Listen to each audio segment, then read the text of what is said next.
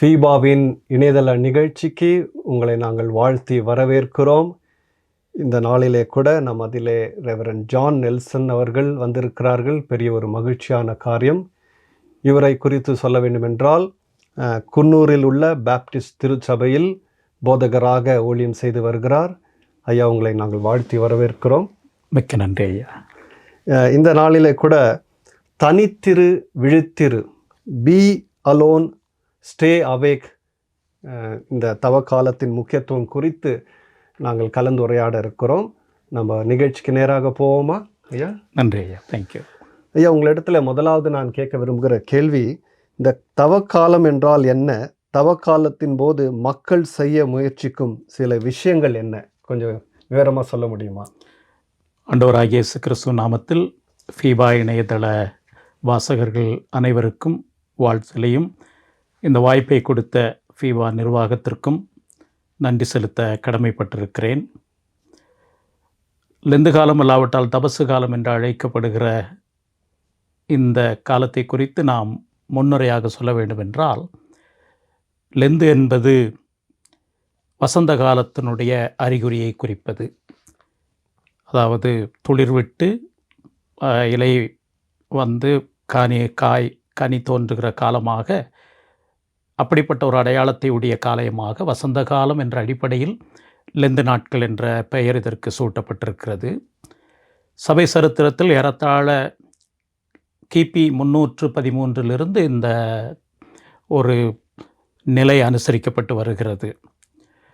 இந்த தபசு காலம் பல சபைகள் வருஷந்தோறும் கிரமமாக அனுசரித்து வருகிறார்கள். ஒருவேளை இதை பற்றி தெரியாதவர்கள் கூட அதனுடைய வரலாற்று பின்னணியை புரிந்து கொண்டால், இது அவசியம்தானா, வேதத்தின்படி இதை நாம் எப்படி அனுசரிக்க முடியும் என்று கவனிப்பதற்கு வசதியாக இருக்கும். ஒருவேளை இந்த லெந்து காலத்தில் நீங்கள் குறிப்பிட்டது போல தனித்திரு, ஆண்டவருடைய பாதத்தை தேடு என்ற அந்த அடிப்படையில் இது சிந்திக்கப்பட வேண்டியது மிக மிக நல்லது. விசுவாச வாழ்க்கை என்பதே இயேசு கிறிஸ்துவின் மூலமாக கடவுளோடு நமக்குள்ள உறவை பற்றிய ஒரு விருப்பத்தை காண்பிப்பதாகும். குறிப்பாக எல்லாவற்றையும் சோதித்து பார்த்து நலமானதை பிடித்து கொள்ளுங்கள் என்று பவுல் சொல்லுகிறார். மாத்திரமல்ல, ரோமர் 14ஆம் அதிகாரத்தில் பவுல், அன்றியும் ஒருவன் ஒரு நாளை மற்றொரு நாளிலும் விசேஷமாக எண்ணுகிறான். நாட்களை விசேஷித்து கொள்ளுகிறவன் கர்த்தருக்கென்று விசேஷித்து கொள்ளுகிறான். நாட்களை விசேஷித்து கொள்ளாதவனும் கர்த்தருக்கென்று விசேஷித்து கொள்ளாதிருக்கிறான். புசிக்கிறவன் தேவனுக்கு ஸ்தோத்திரம் செலுத்துகிறபடியால் கர்த்தருக்கென்று புசிக்கிறான். புசியாதிருக்கிறவனும் கர்த்தருக்கென்று புசியாதிருந்து தேவனுக்கு ஸ்தோத்திரம் செலுத்துகிறான். ஏனென்றால் புசிப்பும் குடிப்பும் அல்ல தேவனுடைய ராஜ்யம். ஆகவே நீங்கள் கேட்ட அந்த கேள்வியோடு தொடர்புடையது, எதை அதிகமாக இந்த தபசு காலத்தில் அல்லாவிட்டால் எந்த காலத்தில் விலக்கி வைக்கிறார்கள் என்றால், மாமிச உணவு சாப்பிடுவதை விலக்கி வைக்கிறார்கள். ஒருவேளை சகோதரிகள் பூ சூடுவது, இப்போ என்ன பிற சில காரியங்கள், அவசியமில்லாத காரியங்களை ஒதுக்கி வைத்து இன்னொரு காரியத்தையும் நன்றாக செய்கிறார்கள். அதில் அந்த பணத்தை அவர்கள் சேமித்து சபைக்கோ மிஷனரி ஊழியத்திற்கோ கொடுக்கிற ஒரு வழக்கமும் இதோடு சேர்ந்து வருகிறது. ஆகவே இந்த லெந்து காலம் என்பது ஆவிக்குரிய வளர்ச்சிக்கு நம்மை தனிமைப்படுத்தி கடவுளுடைய அன்பை குறித்து, கல்வாரி அன்பை குறித்து சிந்திப்பதற்கான ஒரு சரியான தருணமாக சபை வரலாற்றில் நிர்ணயிக்கப்பட்டது. ஆனால் ஒருவேளை அது எப்படி திசை மாறினது என்பதையும் நாம் இந்த உரையாடல் மூலமாக தொடர்ந்து பார்ப்பதற்கு உதவியாக இருக்கும். அடுத்த கேள்வி ஐயா, ஒரு கிறிஸ்தவர் உபவாசம் இருப்பது கட்டாயமா? உபவாசிக்கும் போது நம் உடலுக்கு என்ன நடக்கும்? அதை குறித்து கொஞ்சம் சொல்லுங்களேன். வேதத்தில் தேசத்தினுடைய உண்ணாவிரதம் அல்லாவிட்டால் உபவாச நாட்கள் அனுசரிக்கப்பட்டிருக்கிறது. குறிப்பாக எஸ்தர் காலத்தில் மொர்தெகாய் அவர்கள் சேர்ந்து யூதருடைய விடுதலைக்காக உபவாசம் இருந்த நிகழ்வு நடந்திருக்கிறது. ஆனால் மத்தேயு 5, 6, 7 அதிகாரங்களில், குறிப்பாக மலைப்பிரசங்கத்தில் உபவாசத்தை குறித்து நம்முடைய ஆண்டவர் செய்த போதனை, உபவாசம் ஒரு தனிப்பட்ட மனிதருடைய விசுவாச கோணத்திலே அணுகப்பட வேண்டும் என்பதுதான் முக்கியம். இது கட்டாயப்படுத்தப்பட வேண்டிய அவசியம் இல்லை. ஏனென்றால் பரிசேயர் உபவாசத்தை மாயமாலமாக அனுசரித்தார்கள். பரிசேயர் என்ன செய்வார்கள்? வாரத்தில் 2 தரம் உபவாசிக்கிறேன் என்று பரிசேயன் சொன்னதை நாம் பார்க்கிறோம். திங்கட்கிழமையும் வியாழக்கிழமையும் உபவாசிப்பார்கள். ஏனென்றால் அந்த நாளிலே எருசலேமில் சந்தைகள் கூடும். இவர்கள் என்ன செய்வார்கள்? அந்த 2 நாட்களும் முகவாடலோடு அந்த சந்தைக்கு போய் மற்றவர்கள் முன்பாக தாங்கள் உபவாசம் செய்கிறதை காண்பிப்பார்கள். அப்படி யாராவது நீங்கள் ஏன் முகவாடலாக இருக்கிறீர்கள் என்று கேட்டால், இன்றைக்கு நாங்கள் உபவாசம் இருக்கிறோம் என்று பிரகடனப்படுத்தினார்கள். ஆண்டவர் சொன்னார், அப்படி அதை செய்யக்கூடாது என்பதாக சொல்லிவிட்டு, உபவாசம் என்று சொல்லும்போது தனிப்பட்ட விதத்திலே நீங்கள் மற்றவர்கள் காணும்படியாக அல்ல, தனிப்பட்ட விதத்திலே நீங்கள் கடவுளுடைய பிரசன்னத்தில் இருந்து, குறிப்பாக நம்முடைய தனிப்பட்ட ஆவிக்குரிய வளர்ச்சிக்காகவும், நம்முடைய குடும்பத்திற்காகவும், நம்முடைய சபைக்காகவும், நம்முடைய நாட்டுக்காகவும் நேரம் எடுத்து ஜெபிப்பது தான் உபவாசம். ஏனென்றால் கிழக்கத்திய நாடுகளிலே நமக்கு தெரியும், இந்தியா உட்பட கிழக்கத்திய நாடுகளிலே சமைப்பதற்கு அதிக நேரம் செலவிடுவார்கள். வெஸ்டர்ன் கண்ட்ரீஸில் போனால் அவர்களுக்கு கிச்சனில் அதிக நேரம் செலவழிக்க விரும்ப மாட்டார்கள். கொஞ்ச நேரம் அந்த வேலை முடித்துவிட்டு மற்ற வேலைகளில் ஈடுபடுவார்கள். ஆனால் கிழக்கத்திய கலாச்சாரம் என்பது சமையல் செய்வதற்கு அதிக நேரம் எடுக்கிற வழக்கம் இருக்கிறது. ஆகவே நாம் ஒரு வேளை சாப்பாட்டை ஒதுக்கினால், அதை தள்ளிவிட்டால், அந்த நேரத்தை இன்னும் சற்று கூடுதலாக, வழக்கமாக நாம் ஜெபிக்கிற நேரத்தை விட இன்னும் சற்று கூடுதலாக கடவுளுடைய பிரசன்னத்திலே நம்மை ஆராய்ந்து பார்க்கக்கூடிய ஒரு தருணமாக இருக்க வேண்டும். இன்னொரு வகையில் சொல்ல வேண்டும் என்று சொன்னால், வீட்டை நாம் தினந்தோறும் பெருக்குகிறோம். ஆனால் மாதத்திற்கு ஒரு முறையோ 2 மாதத்திற்கு ஒரு முறையோ ஒட்டடை அடித்து கூட்டுகிறார்கள், பெருக்குகிறார்கள் என்று சொல்லுகிறோமே, அந்த ஒரு ஓமானத்தையும் இதோடு நாம் தொடர்படுத்தி சிந்திக்கலாம். அதில் குறிப்பாக மெடிக்கல் ரீதியாகவும் உடல் ரீதியாகவும் உபவாசம் இருப்பது நல்லது என்று சொல்லுகிறார்கள். அது நம்முடைய சரீரத்தினுடைய செயல்பாடுகளை, குறிப்பாக இரத்த சுத்திகரிப்பு போன்ற நன்மைகளை செய்கிறது என்று சொல்லுகிறார்கள். அதிலே நாம் அதிகமாக செல்ல வேண்டிய அவசியமில்லை. ஆனால் நேரம் எடுத்து நம்முடைய தனிப்பட்ட ஆவிக்குரிய ஜீவியத்தின் முன்னேற்றத்திற்காக கடவுளுடைய பிரசன்னத்திலே காத்திருந்து அப்படி ஜெபிப்பதைத்தான் நாம் உபவாசம் என்று சொல்லுகிறோம். அதை கட்டாயத்தோடு செய்ய வேண்டிய அவசியம் கிடையாது. நாம மனமு வந்து கடவுளோடு என்னுடைய ஐக்கியத்தை நான் புதுப்பித்துக் கொள்ள வேண்டும், அவரோடு இன்னும் நெருங்கி செல்ல வேண்டும், அந்த அடிப்படையிலே என்னுடைய உறவுகளை நான் சீர்படுத்த வேண்டும் என்ற அடிப்படையிலே நாம் அதை செய்வது நல்லது. லெந்து காலம் ஒரு வகையிலே அது உதவி செய்கிறது என்று கூட நாம் சொல்லலாம். ஓகே, அடுத்த கேள்வி ஐயா, இந்த தவக்காலம் எந்த பைபிள் நிகழ்வை குறிக்கிறது? ஏற்கனவே சொன்னேன், கான்ஸ்டன்டைன் கிறிஸ்தவ மதத்தை அரசாங்க மதமாக அறிவித்த கிபி 311க்கு பிறகு அநேகர் முழுக்கு ஞானஸ்நானம் எடுக்க வேண்டிய கட்டாயம் வந்தது. ஏனென்றால் நிறைய பேர் கிறிஸ்தவ மதத்தை தழுவ ஆரம்பித்தார்கள். அப்படி அவர்கள் முழுக்கு ஞானஸ்நானம் எடுக்க வாலிபர்கள் பெரியோர்கள் வந்த பொழுது அவருடைய விசுவாசத்தை சோதிப்பதற்கு சில அளவுகோல்களை வைத்திருந்தார்கள். அதில் ஒன்று, அவர்கள் எவ்வளோ நேரம் ஜெபிக்கிறார்கள், வேதத்தை வாசிக்கிறார்களா, மாத்திரமல்ல கேட்டிகிசம் என்று சொல்லக்கூடிய வேத வினா விடை அந்த பயிற்சியையும் அவர்கள் மேற்கொண்டார்கள். ஆனால் ஒரு கேள்வி எழுந்தது, இது மாத்திரம் அவருடைய விசுவாசத்தை பரிசோதிப்பதற்கு, ஞானஸ்நானம் கொடுப்பதற்கு போதுமா என்ற அடிப்படையில் இந்த 40 நாளை, லெந்து காலத்தினுடைய 40 நாளை ஈஸ்டர் தினத்தன்று, கர்த்தர் உயிர்த்தெழுந்த பண்டிகை அன்று ஞானஸ்நானம் எடுப்பதற்கு முன்பாக இந்த 40 நாட்கள் அவர்கள் சில எப்படிப்பட்ட உபவாசம் போன்ற, அல்லாவிட்டால் மாம்சக்கறி சாப்பிடுவதை தவிர்க்கிற அந்த சில வழிமுறைகளை அவர்கள் எப்படி கடைபிடிக்கிறார்கள் என்ற அடிப்படையிலே அவர்களை பரிசோதிப்பதற்காக இதை ஆரம்பித்தார்கள். சொல்லப்போனால் நீங்கள் கேட்ட கேள்விக்கு நேரடியாக ஒரு வரியிலே சொல்ல வேண்டும் என்று சொன்னால், லெந்து காலம் 40 நாட்கள், குறிப்பாக உணவை தவிர்ப்பது, சில அத்தியாவசியமான காரியங்களை தவிர்ப்பது என்பது ஞானஸ்நானத்திற்கான ஆயத்தமாக இருந்தது. இப்போ ஆரம்ப காலகட்டத்தில் அதை உண்மையான விசுவாசத்தோடு, பக்தியோடு, ஆண்டவருடைய ரட்சிப்பின் நிச்சயத்தோடு அதை செய்து வந்திருக்கலாம். அப்படித்தான் நடந்திருக்கிறது. ஆனால் காலம் செல்ல செல்ல குழந்தைகள் ஞானஸ்நானம் வர ஆரம்பித்த உடனே இதனுடைய முக்கியத்துவம் குறைய ஆரம்பித்து விட்டது. குழந்தைகள் ஞானஸ்நானம் அதிகமாக பரவ ஆரம்பித்தது குறிப்பாக மேற்கத்திய நாடுகளிலே. அதற்கு பிறகு இது சடங்காச்சாரமாக ஏறத்தாழ மாறிவிட்டது. இப்பொழுது ஞானஸ்நானம் அவசியம் இல்லை, முழுக்க ஞானஸ்நானம் குறைந்து விட்டது. அப்போ குழந்தை ஞானஸ்நானம் எடுத்தவர்கள் இதை சடங்காச்சாரமாக அனுசரிக்க ஆரம்பித்து விட்டார்கள். அப்படித்தான் அது திசை மாறி போனது என்று சொல்லலாம்.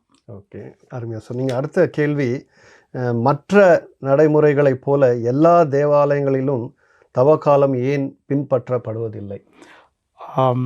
பாரம்பரிய சபைகள் பெரும்பாலும் இதை கிரமமாக அனுசரிக்கிறார்கள். பாரம்பரிய சபைகள் என்று சொல்லும்போது நமக்கு இந்தியாவில் இருக்கக்கூடிய சபைகள், பாரம்பரிய சபைகள் தெரியும். எங்களை பொறுத்தளவில் பேப்டிஸ்ட் சபைகள் நாங்கள் ஒருவேளை இந்த 40 நாட்கள் என்ற கடுமையான விரதத்தை நாங்கள் முக்கியத்துவப்படுத்துவது கிடையாது. ஆனால் ஆண்டவர் பாடுபட்டார், உயிர்த்தெழுந்தார் என்ற அடிப்படையிலே பெரிய வெள்ளிக்கிழமை, ஈஸ்டர் அந்த சிறப்பு ஆராதனைகளை நாங்கள் வலியுறுத்துகிறோம். இன்றைக்கு அநேக சபைகள் வரலாற்றை திரும்பி பார்க்காமல் வரலாற்றினுடைய ஆராய்ச்சிக்குள் செல்லாதபடியினாலே ஒருவேளை அதை அனுசரிக்க மறுக்கிறார்களோ என்ற கேள்வி எழுகிறது. எதையும் நம்முடைய விசுவாசமே வரலாற்றோடு சம்பந்தப்பட்டது என்பதை நாம் கற்றுக்கொண்டால் நல்லது. அதிலிருந்து நாம் சடங்காச்சாரத்தை தவிர்க்க வேண்டும் என்பதில் எந்த தவறும் கிடையாது. சடங்காச்சாரத்தை நாம் ரிச்சுவலிசம் என்று சொல்லுகிறோமே, அதை தவிர்க்க வேண்டும். ஆனால் அதனாலே எல்லாவற்றையும் புறந்தள்ள வேண்டும் என்ற அவசியம் கிடையாது. ஒரு காலத்திலே சில சபைகள் கிறிஸ்துமஸை கொண்டாடுவது தவறு என்று சொன்னார்கள். இன்றைக்கு அதை கடைபிடிக்க ஆரம்பிக்கிறார்கள். கிறிஸ்து பிறந்தது சரித்திர உண்மை. அதற்காக சபையிலே ஒரு காலகட்டத்தில் அதை அனுசரிக்க ஒரு நாள் நியமிக்கப்பட்டது. அதிலே தவறு கிடையாது. ஆனால் அதற்கான வெளி அடையாளங்களை மாத்திரம் முக்கியத்துவப்படுத்தி அதனுடைய உண்மையான நோக்கம் என்ன, வேதத்தின்படி அதனுடைய சரித்திர பின்னணி என்ன, இப்பொழுது நான் வாசிக்க கேட்ட பகுதியிலே நாட்களை விசேஷித்து கொள்ளுகிறவர்களும் கர்த்தருக்கென்று செய்ய வேண்டும், விசேஷித்து கொள்ளாதவர்களும் கர்த்தருக்காக செய்ய வேண்டும். நாம் விசேஷமாக சில நாட்களை கருத்திலே கொள்ளுவதனாலே நான் பக்திமான் என்றும் சொல்லக்கூடாது. இல்லாவிட்டால் அப்படி செய்யாதவர்கள் ஐயோ கடவுள் எங்கள் மேல் கோபமாய் விடுவாரோ என்று யோசிக்க வேண்டிய அவசியமும் இல்லை. ஆகவே சில சபைகள் சரித்திர பின்னணியோடு அதை கவனிக்க வேண்டியது அவசியம். ஒரு பழமொழி சொல்லுவார்கள், குழந்தையை தொட்டியோடு குளிக்கிற தொட்டியோடு தூக்கி வீசக்கூடாது என்று சொல்லுவார்கள் இல்லைங்களா? அந்த நிலைமை சில சமயத்திலே நடந்து விடுகிறது. ஆனால் பெரும்பாலான பாரம்பரிய சபைகள் இதை கடைபிடிக்கிறது. ஒரு ஆபத்து என்னவென்றால் சடங்காச்சாரம் மாத்திரமே அதில் இருப்பது தான் ஆபத்து. ரொம்ப அருமையாக நம்ம ஐயா இடத்துலேருந்து அநேக காரியங்களை கற்றுக்கொண்டு இருக்கிறோம். அடுத்த கேள்விக்கு போகலாம். ஆன்மீக ரீதியில் வளர தவ காலத்தை எவ்வாறு பயன்படுத்தலாம்? நீங்கள் முதலிலேயே இதனுடைய முன்னரிலே சொன்னீர்கள், இது தனிப்பட்ட ஆவிக்குரிய வளர்ச்சிக்காக பயன்படுத்தப்பட வேண்டிய ஒன்று. ஏற்கனவே சொன்னேன், உபவாசம் என்பது நேரம் எடுத்து ஆண்டவருடைய பிரசன்னத்திலே காத்திருப்பது என்பது. பரிசேயர் முகவாடலாய் வெளியே சுற்றித் திரிந்து உபவாசம் செய்கிறோம் என்று சொல்லுகிறார்கள். அதை நாம் அங்கீகரிக்க முடியாது. ஆகவே நாம் நம்மை கடவுளுடைய பிரசன்னத்தில் ஆராய்ந்து பார்ப்பதற்கும் இயேசு கிறிஸ்துவனுடைய கல்வாரி மரணம் உயிர்த்தெழுதல் எப்படிப்பட்ட வல்லமையுடையதாக நம்முடைய வாழ்க்கையில் இருக்கிறது என்பதையும் ருசித்து பார்த்து தனித்திருந்து நாம் அதை செய்வது மிக மிக முக்கியம். ஒருவேளை இந்த நேரத்தில் இன்னொன்றையும் நாம் கவனிக்க வேண்டும். இது அவசர உலகம், நேரமில்லை என்று சொல்லக்கூடிய காலம். எந்த நிலைமையிலும் ஆண்டவரோடு தனித்திருக்கிற நேரத்தை நாம் தவற விட்டுவிட்டால் ஆவிக்குரிய வாழ்க்கையிலே நாம் தோற்பதற்கு ஆயத்தமாகிறோம் என்று அர்த்தம். ஆகவே இந்த தவக்காலம் இல்லாவிட்டால் லெந்து காலம் என்பது இன்னும் தனித்திருந்து ஆண்டவருடைய பிரசன்னத்திலே அவருடைய சமூகத்தை தேடுவதற்கு பயன்படுத்துகிற நாட்களாக இருக்க வேண்டும். அருமையாக சொன்னீங்க. அடுத்த கேள்வி, இந்த தவ காலத்தில் ஆண்டோடைய வார்த்தையின் அடிப்படையில் நம்ம இருதயத்தை அலசி ஆராய்ந்து பார்க்க தேவனோடு தனிமையில் நேரம் செலவு செய்வது நல்லதா? கண்டிப்பாக. இப்போ நம்ம பழைய ஏற்பாட்டில் மோசே கடவுளுடைய நியாயப்பிரமாணத்தை 2 பலகைகளிலே வாங்குவதற்கு முன்பதாக 40 நாள் உபவாசம் இருந்தார். ஏன் நம்முடைய ஆண்டவராய் இயேசு கிறிஸ்து கூட ஞானஸ்நானம் பெற்ற உடனே 40 நாள் உபவாசம் இருந்தார். ஆகவே அது ஆண்டவருடைய வாழ்க்கையிலும் பழைய ஏற்பாட்டிலே மோசையினுடைய வாழ்க்கையிலும் இன்னும் அநேக பக்தர்கள், சபை சரித்திரத்தை எடுத்தாலுமே அநேக பக்தர்கள் இப்படிப்பட்ட வழிமுறைகளை கடைபிடித்திருக்கிறார்கள். ஆகவே அந்த அடிப்படையில் நாம் கவனிக்கும்போது இது நமக்கு எந்த விதத்திலும் பாதிப்பை கொண்டு வர முடியாது. சரீரத்திலும் சரி, உள்ளார்ந்த மனிதனிலும் சரி, இது பாதிப்பை கொண்டு வரக்கு வாய்ப்பு இல்லை. ஆகவே இதை வேதத்தினுடைய அடிப்படையிலே நாம் கவனித்தோம் என்று சொன்னால், இதுவெல்லாம் கிறிஸ்துவை பற்றினது என்று பவுல் கொலோசியிலே சொல்லுகிறார். நாட்களாகட்டும், மாத அனுஷ்டிப்புகளாக இருக்கலாம், வருஷ பண்டிகைகளாக இருக்கலாம், இவைகளெல்லாம் கிறிஸ்துவை பற்றினது. ஆகவே அந்த அடிப்படையிலே நம்முடைய விசுவாசம் கிறிஸ்துவை மையமாக வைத்தது என்ற அடிப்படையிலே இப்படிப்பட்ட வழிமுறைகளை நாம் சரியான விதத்திலே பயன்படுத்தி கொள்வது நல்லது, அவசியமானது. சபையில் அதை வைத்து நிறைய இடங்களிலே கன்வென்ஷன் கூட்டங்கள் வைக்கிறார்கள், சிறப்பு கூடுகைகளை, ஆவிக்குரிய எழுப்புதல் கூடுகைகளை வைக்கிறார்கள். இதெல்லாம் நமக்கு அவசியமானது என்று சொல்லலாம். ஏனென்றால் நாம் அடிப்படையிலே பின்வாங்கி போகிறவர்கள். நம்முடைய விசுவாசத்திலே சவால்கள் வரும்போது, சோதனைகள் வரும்போது பின்மாற்றம் அடையக்கூடிய பல சவால்கள் நமக்கு வரும்போது இந்த வழிமுறைகள், சபையிலே அனுஷ்டிக்கப்பட்ட இந்த வழிமுறைகள் நமக்கு பிரயோஜனமானது என்பதை ஏற்றுக்கொள்வது நல்லது. என்றால் தனியாக நாம் எப்பொழுதுமே அனலாக இருக்க முடியாது. ஆவிலே எப்பொழுதும் அனலாக இருக்க வேண்டும் என்று சொன்னால் சபை கூடியதை விட்டுவிடாதிருங்கள். நீங்கள் அன்புக்கும் நற்கிரியைகளுக்கும் ஏவப்படும்படி டு பி ப்ரொவோக்ட் அப்படின்று வருகிறது. அதற்காக நீங்கள் கூடி வாருங்கள், ஐக்கியப்படுங்கள் என்று சொல்லுகிறோம். இது ஒரு ஐக்கியத்தினுடைய ஒரு உச்சகட்டம் என்று சொல்லலாம், அடையாளம். கடைசியாக கிறிஸ்தவர்கள் அல்லாதவர்களை எவ்வாறு அணுக முடியும்? இந்த விஷயத்தில் இதை பார்த்து கொண்டிருக்கிற நேயர்களுக்கு உங்களுடைய இறுதி எண்ணங்கள் என்ன? மத்த 23ஆம் அதிகாரத்தில் பரிசேயர் சதுசேயருடைய சில வழிமுறைகளை இயேசு கிறிஸ்து சொல்லி அதை எச்சரிக்கிறதை பார்க்கிறோம். அதிலே ஆண்டவராகிய இயேசு கிறிஸ்து சொன்னார், நீங்கள் ஒர்த்தலாமிலும் வெந்தயத்திலும் சீரகத்திலும் தசமபாகம் செலுத்துகிறீர்கள், நியாயப்பிரமாணத்தில் கற்பித்திருக்கிற விசேஷித்தவைகளாகிய நீதியையும் இரக்கத்தையும் விசுவாசத்தையும் விட்டுவிட்டீர்கள். இவைகளையும் செய்ய வேண்டும், அவைகளையும் விட்டுவிடாதிருக்க வேண்டும். அப்போ வெளிப்புறத்தை சுத்தமாக்குகிற நீங்கள் உட்புறத்தை உதாசீனப்படுத்தக்கூடாது என்பது தான் ஆண்டவர் சொன்ன பக்தி மார்க்கத்தினுடைய அடையாளம். ஆகவே இப்போ ஒருவேளை இந்த தபசு காலம்ல இந்த காலத்தில் அவிசுவாசிகள் இல்லாவிட்டால் புறஜாதி மக்களுக்கு நாம் என்ன செய்தி சொல்லுகிறோம் என்று சொன்னால், ஆண்டவருடைய அன்பு கல்வாரியிலே வெளிப்படுத்தப்பட்ட அந்த அன்பு எவ்வளவு பெரியதென்றும், மிஷினரி ஸ்தாபனங்களுக்கு ஊழியங்களுக்கு அந்த காணிக்கையை கொடுப்பதன் மூலமாக சுவிசேஷம் பரவுவதற்கு உதவி செய்கிறோம். மாத்திரமல்ல, இந்த நாட்களிலே நம்முடைய குடும்பங்களிலானாலும் சரி, நம்மோடு கூட வேலை செய்கிறவர்கள், நம்ம அருகிலே வசிக்கிறவர்களுடைய மனம் திரும்புதலுக்காக, ஆசீர்வாதத்திற்காக நாம் ஜெபிக்கவும், அவர்களுக்காக சில பிரத்யேகமான முயற்சிகளை செய்யவும் இந்த நாட்டிலே பயன்படுத்துவது நல்லது. ஏனென்றால் ஒரு பழமொழி சொல்லுவார்கள், விழா அல்லாவிட்டால் பண்டிகை காலங்களிலே மற்றவருடைய இருதயம் இளகிவிடும். கிறிஸ்துமஸ் காலங்களிலே நாம் ஒருவருக்கு கேக் கொண்டு போய் கொடுத்து ஒரு டிராக்ட் கொடுத்தால் அப்பொழுது ஏற்றுக்கொள்வார்கள். ஏனென்றால் இது அவர்களுடைய பண்டிகை. அப்போ இளகுகிற மனது பண்டிகை காலங்களிலே மற்றவர்களிடத்தில் அதிகமாக இருக்கும். இந்த நாட்களை நாம் அப்படி பயன்படுத்தி கொள்வது நல்லது. ஒருவேளை நிறைய பேர் கேட்கலாம், இந்த நாட்களில் ஏன் கறி சாப்பிடுவதில்லை? அப்படி ஒரு பழக்கம் நீங்கள் வைத்திருந்தால் கண்டிப்பாக வைக்க வேண்டும் என்றில்லை. அப்படி இருக்கும் பட்சத்தில் ஏன் அதை செய்வதில்லை என்று சொன்னால், நம்முடைய விசுவாசத்தை நாம் சொல்லுவதற்கு ஒரு சரியான தருணமாக இதை பயன்படுத்தி கொள்ளலாம். அதை நம்மளவிலே சுருக்கி, நான் நீதிமான், நான் கடவுளுக்கு முன்பாக பெரியவன், நான் விசுவாசத்திலே சாதனையாளன் என்ற அடிப்படையிலே அல்லாமல், மற்றவர்களுக்கு ஆண்டவருடைய அன்பை, பாவ மன்னிப்பை, கல்வாரி அன்பை எடுத்துக்காட்டக்கூடிய நாட்களாக பயன்படுத்துவதற்கு இது ஒரு வாய்ப்பு. ஏனென்றால் மக்களுடைய இருதயம் இளகி இருக்கும். இந்த நாட்களில் இவர்கள் ஏதோ செய்கிறார்கள், ஆகவே நாம் அவர்களை பற்றி எதுவும் தவறாக சொல்லக்கூடாது என்று ஜனங்கள் நினைக்கிற நேரத்தில் அதை ஒரு வாய்ப்பாக பயன்படுத்தி நாம் செய்வது நல்லது, கடைபிடிப்பது நல்லது. ரொம்ப அருமையாக ஐயா சொன்னீங்க. இந்த நிகழ்ச்சியை நடத்தி கொடுக்கும்படி வந்த ரெவரண்ட் ஜான் நெல்சன் ஐயா அவர்களுக்கு ஃபீபா சார்பிலே விசேஷ நன்றிகளை தெரிவித்துக் கொள்கிறோம்.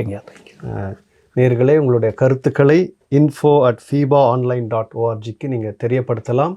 அடுத்த நிகழ்ச்சியிலே நாம் சந்திப்போம். கர்த்தர் உங்களை ஆசீர்வதிப்பாராக.